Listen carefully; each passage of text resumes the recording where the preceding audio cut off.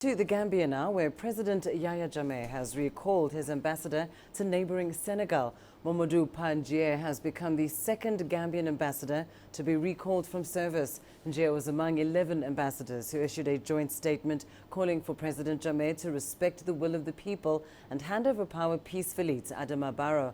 On 19 December, Jammeh recalled the ambassador to the United States for the very same reason. Jammeh has annulled the election results and dismissed mediation efforts by ECOWAS. The country's Supreme Court is due to hear an election petition filed by Jammeh's party. Well, meanwhile, Senegalese are divided over the country, possibly leading a military intervention to oust Gambia's President Yahya Jammeh. CGTN's Tuli Shabalala tells us more. There has been political uncertainty for the past 5 weeks in the Gambia. President Yahya Jammeh still refuses to concede defeat and give reins of power to the supposed election victor Adama Barrow. Jammeh's official mandate expires on January 19th. West Africa's regional bloc ECOWAS failed to talk Jammeh out of his 22-year hold on power. Their last resort is a military intervention, possibly to be led by Senegal. But some analysts warn against the use of violence to secure a political transition in the country. I think that ECOWAS' choice from the information given by the Nigerian Minister of Foreign Affairs is a real solution that will lead to a peaceful end of crisis that will happen neither through violence nor through war. It is important that the Gambian population are reassured and serene.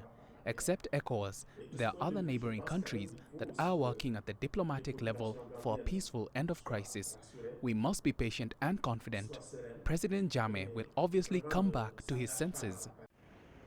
On the streets of Dakar, many Senegalese have mixed reactions to the possible intervention.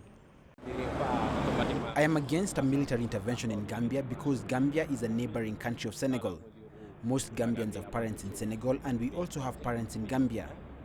A military intervention is not appropriate at all. In my opinion, there are many other possible ways to maintain peace and handle the situation in Gambia. The fact that Senegal attacks Gambia with the consent of ECOWAS is risky. Personally, I do not agree with it. If we take the example of the crisis between Mauritania and Senegal in 1989, we saw the damages and deaths that it caused. If we are not careful, we risk to have the same situation with Gambia. Violence does not solve anything. We need to give more importance to dialogue and try to convince Yahya Jammeh, because he is first of all a human being. The head of Gambia's Electoral Commission has already fled to safety in Senegal. Analysts say relations between the two neighbors may face a turbulent period this year. Tuli Shabalala, CGTN.